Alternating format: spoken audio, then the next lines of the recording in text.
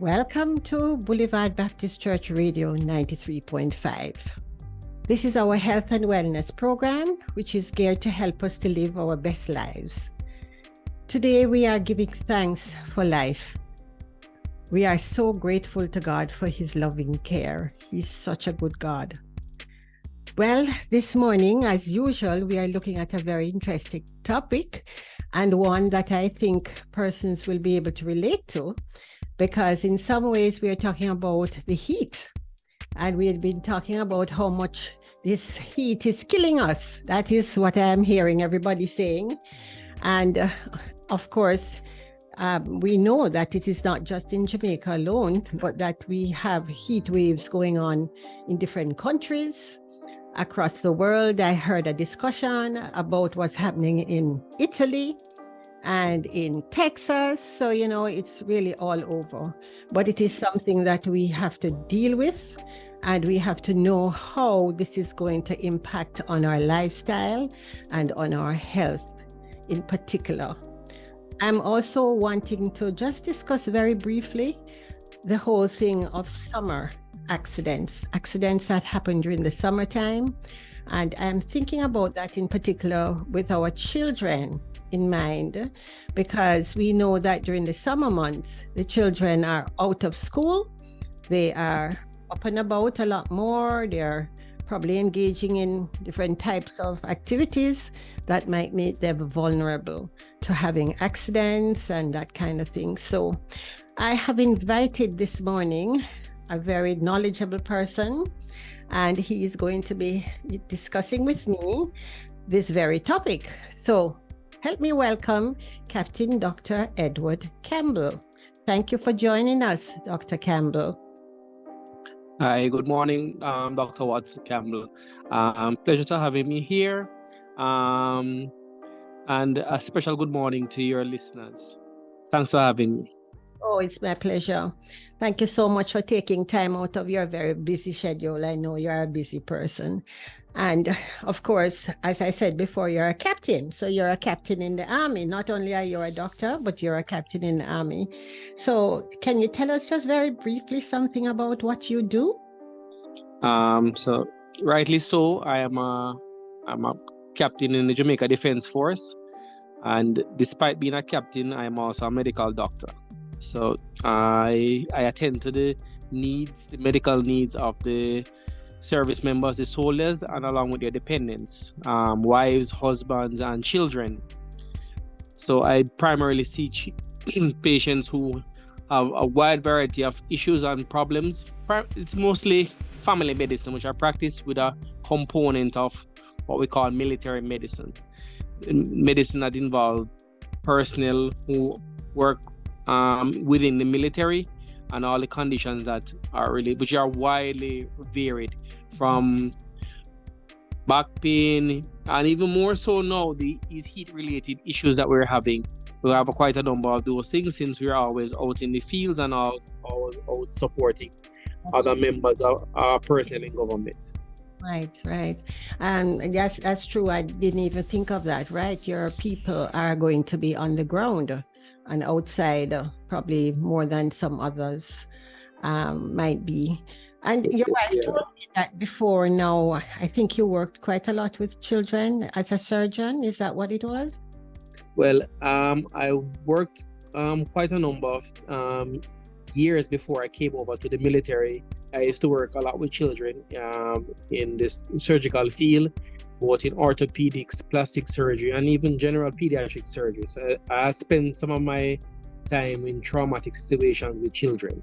Right. So that's what I thought when she told me all of this. I said, yeah, you're just the right person for us to talk with this morning. Because, as I indicated before, this is summertime. A lot of our children are out of school. And, I dare say they're doing a lot of adventurous things, probably what their parents don't even know about. And I have a feeling that the parents kind of let loose a little bit during the summer, because they are under such a routine and so much stress during the term. So the children really do quite a bit on their own. And especially, I guess, well, not only in the country, but children will roam around the neighborhood or, go next door or that kind of thing a lot more during the summertime. So can you tell us a little bit about, some of the things that parents should be looking out for as their children are in these summer months, just, loosely around without as much structure as school? Well, right now, especially in the summer times, what we normally see more commonly at the hospitals and coming to the doctor are like bicycle-related injuries, children falling off bicycles, hitting up the elbows, the face, the head in particular. The thing with the children that their heads are a little bit bigger than in terms of their body size compared to adults. Right. So they tend to hit their faces, hit their head more often than anything else. So helmets are very, very useful protective device.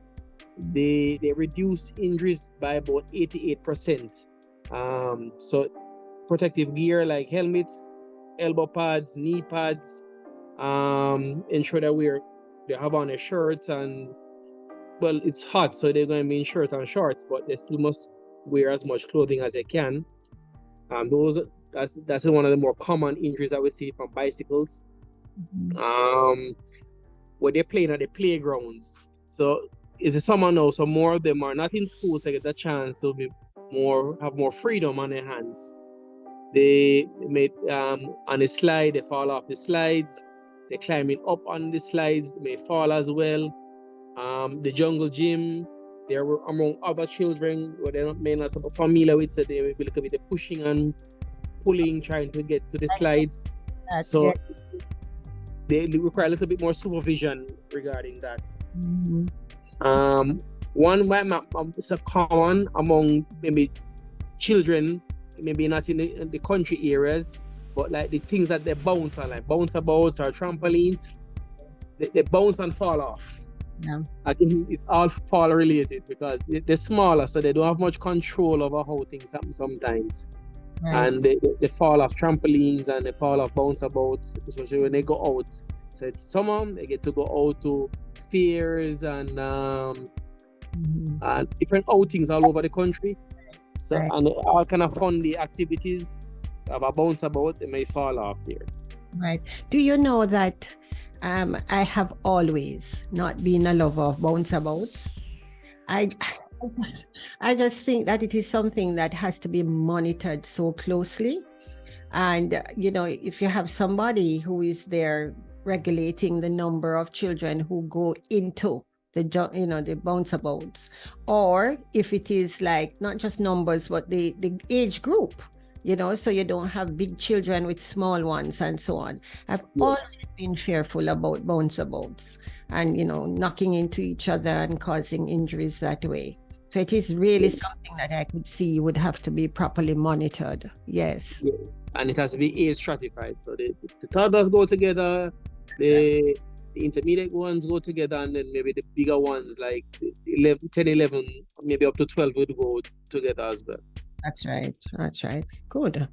All right. So we've talked about the bicycles. We've talked about playgrounds. We've talked about like fun days and having things like trampolines and so to jump on and bounce boats. Anything else we want to think about? What about rivers? Yes, that's my next thing I wanted to make. Water injuries and drowning. Oh, wow. It's extremely important, and it requires significant amount of supervision. I can't stress this enough. And if you think you need to have adults be supervised, imagine children to be supervised. Drownings are the second most common deaths by unintentional injury for children between ages 1 to 4. Drowning. Oh my goodness. And it happens most often in the summer when it's hot, they want to cool down, they're in a pool, they're at sea, they just take your eye off of them for a minute, and that's when something tragic happens. Wow. And the smaller ones, 1 to 4, are the most vulnerable of all of them. Right. So, and I guess in the country too, the children go to river. River, yes. And most of the time, them sneak away and go to the river. or a pond. Sometimes a pond nearby, and that's a still body of water, so you can't even really judge the depth so much. And so drone, and they might even a tank, abandoned tank somewhere, or abandoned pool. So the supervision of the children is fundamental in avoiding these issues. Or if you want to take your child to the river or to the beach, you're gonna have responsible adults supervising them. So it's no issue at all with going. I encourage them getting exercise and out in something like the water related activities to keep them cool, but it requires significant supervision from adults. You know, I've always thought that, okay, we live on an island, and people are likely to go to the sea a lot. But if you check on it, you know, a lot of people don't know how to swim properly. And You're so right.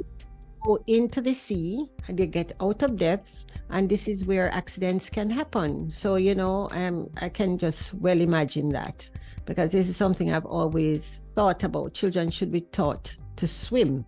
But, you know, I guess that's not always. That's true. They should be taught to swim at an early age, especially. So from the moment they're able to walk by themselves properly, even before some person have encouraged children to be even swimming from even before they learn, by the time they're learning to walk. So, and to overcome that particular fear of the water as well. And it teaches good discipline in understanding the importance of being careful in the water. Yes, yes. And, you know, I am always thinking too about children with special needs, because, you know, that's where my heart is. So I am thinking, sometimes I hear parents saying they're afraid of allowing the children to learn to swim because they have a special need. And that is when they should be teaching them that skill. Because if they get themselves in problems, they will know what to do. Or when they go into the water to begin with, they will know what to do. So I think this is a plug I'll put in here for any parent who is listening and has, you know, a child or children with special needs, that don't, you know, make sure that if you can, you teach them to swim. You treat them like any other child, really, because that's absolutely true. And so they learn to they introduce them early, so they get accustomed to the water, accustomed to the faces and head under the water, so they learn water safety. That's right. That's right. Wonderful. Well, I think we have touched on several there. And I'm sure as we go on, we'll probably think about some other things that can be of importance. So if we were to move our thoughts now a little bit to what is happening with the heat, Yes. you know, I don't know really from a medical perspective. I know that there are different things that can happen to someone, you know, exhaustion, even heat stroke, I know, and all of that. Can you just tell us some of the dangers of this elevated heat, this high temperature that we are dealing with now? All right, just to give us some background on it. So this increase in temperature, well, some of our more accomplished scientists are saying is due to climate change, global warming, and it is also exacerbated by the El Nino effect, which is a climatic change that occurs periodically, which is causing this high and this record high temperatures across the world. It's not happening locally alone. Locally, it's happening across the world, even places that would normally have heat wave issues. As far as north as Canada, the UK, they're having an issue as well, and also in northern China. So we're looking at temperatures easily going over 90 degrees Fahrenheit, or that's about 32 degrees Celsius, which is not ideal for us to be working and playing constantly in. So that's a little bit too high for us. Right. So because of that, now 3 of the more common issues that happen to us in terms of medically, are things that we look out for in as healthcare providers, is what we call it, all of these heat-related illnesses. One of the first ones that come to mind is heat cramps. So that's generally when you're feeling pain and numbness and cramping to your legs and maybe your back.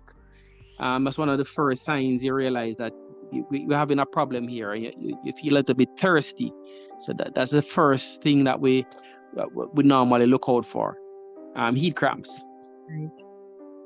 And then hopefully we don't reach this stage, and what next we look out for is what we call heat exhaustion. And that's generally what most persons tend to have when they're outside doing a lot of physical activities, and things that I end up treating most often with my service members, because they're out there either on parade, they're drilling, you're working, they're out in the field, they're out on the streets in the urban areas assisting the police. And so we have heat exhaustion, immense amount of sweating. They lose a lot of water, a lot of fluids, a lot of electrolytes. They feel extremely hot. They might sometimes get even confused, a little dizzy. Mouth completely dry, lips crack up. The weakness, generalized weakness, and they might even faint. Yeah. Wow. Yeah. So, I mean, we are thinking a lot of persons now that my mind is going to right away. We have our children playing outside, as you said, so they will need to take breaks, right? Yes. Imagine that's what we are saying. They can play, but they must not go out in the heat of the day. When I say heat of the day, I mean like between like 11 o'clock and what would you say, 11 to 2, something like that? 11 to 4. Based on what's happening right now, that's between 11 to 4. I prefer them stay inside and play games which are more indoor related, like card games, board games, maybe watching something educational on TV, or technology is here now, so the internet has a wide variety of stuff we could really appreciate during those hours between 11 and 4. Yes. And so if they're outside playing in the mornings and evenings, much better, much cooler time. Take more breaks. Make sure they drink a lot of water. Keep always drinking water. Preferably cooler, so it's more refreshing. So some cool water, with ice, and even juices would be nice. Eating more vegetables and fruits with a lot of water, like watermelon is excellent for this time of year. And eat vegetables with lettuce or cucumbers. Those are really nice, have a lot of water content in them. And you can't stress enough that you take the breaks, and sometimes you have to encourage them to take breaks. They will play all day. So you have to just pull them aside, pause for a minute, take a little break, let's have water breaks. Yes. Because, that is what I'm thinking. Children don't know that they are, reaching to that point of exhaustion. They are not recognizing the signs like how an adult might do. So the adult has to be looking out for that child. Yes, again, requires adult supervision. It requires somebody responsible looking out for them, because it might lead to what I say the worst case scenario of our heat-related illnesses is a heat stroke, and that's and children and elderly. I know we're talking more so about children, but the elderly is at risk for this too as well, because children and the elderly, they need assistance, and they're not able to regulate so much how the heat bothers them so much. So heat stroke is the worst thing that could happen, along with severe dehydration, obviously, but where a person basically faints and collapses from the excess heat. And that's a medical emergency, and they require hospitalization to manage these conditions.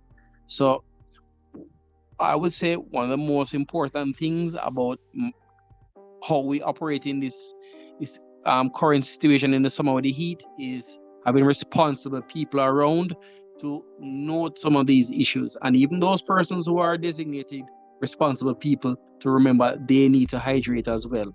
Oh, yes, because that is what is coming to my mind now, as you just said, that that requires hospitalization. So if what would somebody be seeing if someone is experiencing heat stroke? What are the basic signs that they are likely to be presenting with? Feeling faintish. Like they can't control themselves. They feel like they're going to collapse, or they feel upturned. Extreme thirst, like the mouth so dry they can't even talk. Wow. Really bad headaches. The body temperature gets really high, like as if they have a fever. Nausea, like they feel like they want to vomit, and even excessive vomiting. Look out for that. they're breathing really fast. As they're breathing fast to help it's almost like they're breathing to help cool themselves down, because how hot they are, they're breathing really fast. And then severe muscle aches and pains. Those are the more common things that you look out for when you say you're in heat exhaustion going towards a heat stroke. Okay. So all right. So the first thing they are likely to see is a person feeling a little faint. Is that what you think? And they Yes. dry out and, and They whatever. lose energy. They don't feel as strong and robust anymore. Right.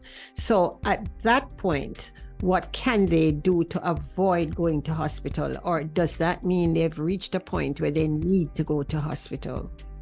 Well, I would say that you can first attempt providing them with some water to drink.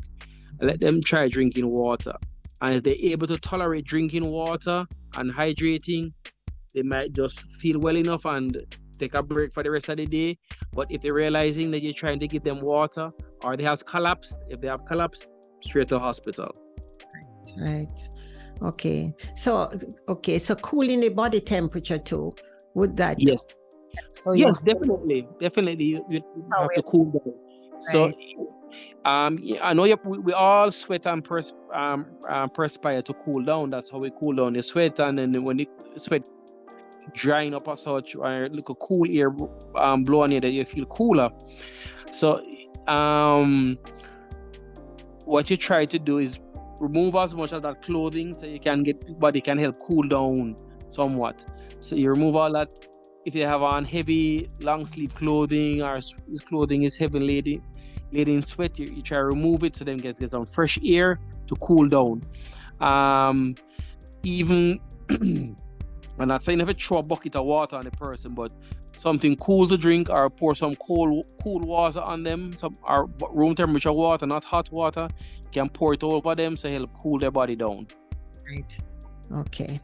All right. I hope that people are listening attentively this morning, because this sounds like something that we should really all know about, because as we have to continue to live with this kind of temperature, we are going to have to know what we're going to do when we come across emergencies, or if we can start recognizing, what is going on with the person next to us. Even, someone we come across, or what is happening to ourselves. I heard somebody saying on the radio, discussing this whole thing in Texas, and the gentleman said, well, in Texas, we all have to have air-conditioned houses. And I thought, oh yeah, that's nowhere going to happen in Jamaica. So that is something that I'm thinking about as well. In that home, where the heat is captured and the people are to go to bed at nights in these very hot houses. You have any thoughts about that? Because I've heard something that I would like to say about that. But let me tell you mine first, and then you can correct me if anything and add. Okay. So I have a friend who lived in Africa. I'm not too sure which part of Africa she was talking about at the time, but she said when she came to Jamaica and it was hot, one of the things she noticed is that the Jamaicans open their doors and windows to let the breeze in. That's the thinking, right? So all day they have the windows open, letting in the air and so on. And she was saying the difference with where she was in Africa, what they did was that they would open the windows in the morning, allow the air to pass through and everything. But by a certain time, as soon as, like an hour or so, they start to turn up the windows and pull the drapes, because they want to keep the inside of the house cooler than outside. And I have been practicing that, and I think I'm seeing a difference. I know I'm seeing a difference. What do you think about that? Well, I really can't offer any form of criticism of it, any critique of it per se. I haven't tried it myself. Yes. But what I would say still is that the methods of cooling, whichever one you choose that seem to be working for you, one of the main reasons why we open our windows and doors in Jamaica is that because we're an island country, we always seem to get some amount of breeze due to the fact we're an island nation. We want that cool breeze to come in, and hence why if you look on more and more the older buildings have large windows. I think that was the idea behind the design. We're a bit more windy than other countries. So I think that's both things seem to be practical in their application. It's something that we could maybe revisit at some other time. I'll look into it and maybe experiment a little bit and say, oh, if it works or doesn't work. Right. But I think both methods have their practical application. Right. Because, I'm thinking that, okay, during the day, you're moving around, you probably can get, and you're drinking, you're, getting out of the heat a little from time to time. When you go to bed and it is hot at nights as well, that must be really difficult for sleep, for you to get the kind of rest that you need. So I'm just thinking about the exhaustion that comes from, poor sleeping during these kinds of, climates as well. Is that likely to be something that we, are seeing? Yes, it is. That we need adequate sleep and rest to function well. Sleep is as much as important as eating and drinking. Right. And the thing about it is to get nice restful sleep. Sometimes our body temperature has to drop by at least a degree or two to get to sleep properly, get adequate sleep. So temperature is related to sleep, as you need a body temperature to drop by at least a degree or a degree and a half for you to get restful sleep.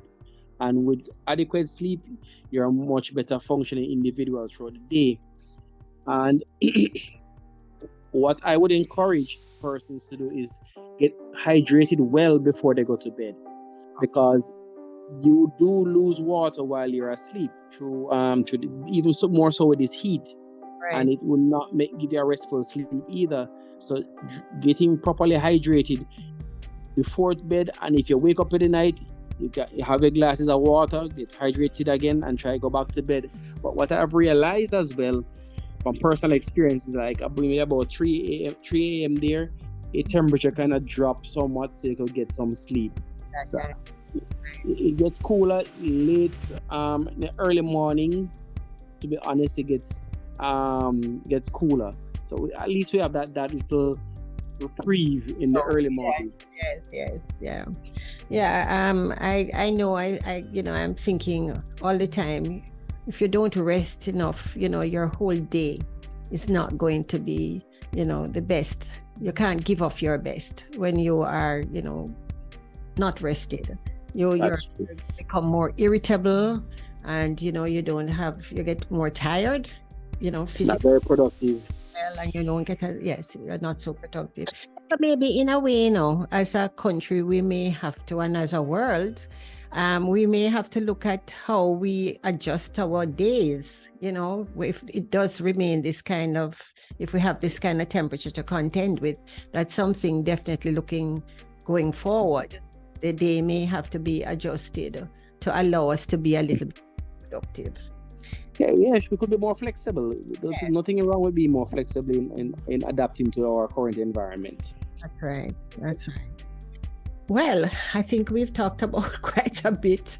And so I'm just wondering now, in terms of tips, we've been talking a lot as we've been going on, we've been talking about things that we need to do. But if we were going to think about some, definite things now to do with both things we talked about, the whole thing of the summertime, the children around the place, we're talking, I think mostly we said the children need to be supervised.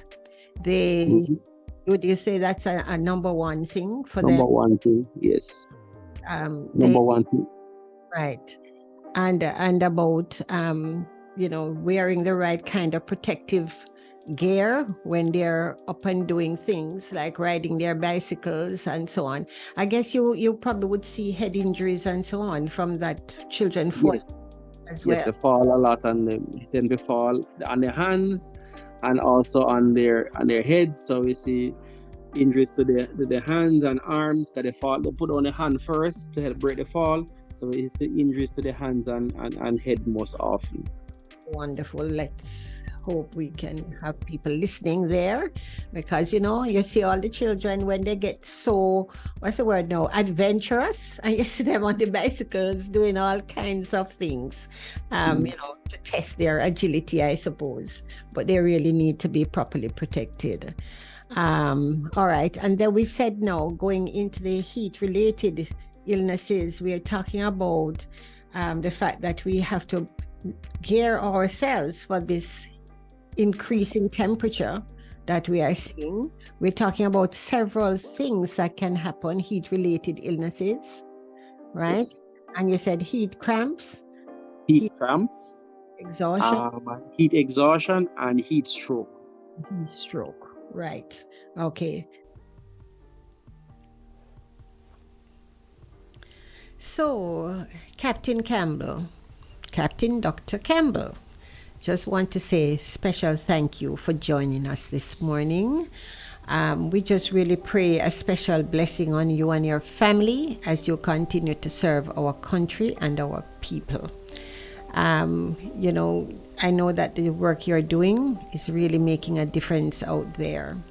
I want to thank you all listeners too for joining us this morning on our health talk. We are going to be here again third Sunday of August. So please remember to join us for another interesting discussion. Also, I would like to welcome you to our worship service here at Boulevard Baptist Church, which is at 9 o'clock on a Sunday morning. And if you need to call the church office for any reason at all, please call 876-905-2422, 876-905-0118 if you have any need. And also, please remember that we have counseling on a Saturday morning, but you need to make your appointments with the office. It happens between 9 and 12 on a Saturday morning. So again, God's richest blessing to everyone, and have a wonderful day. Goodbye for now.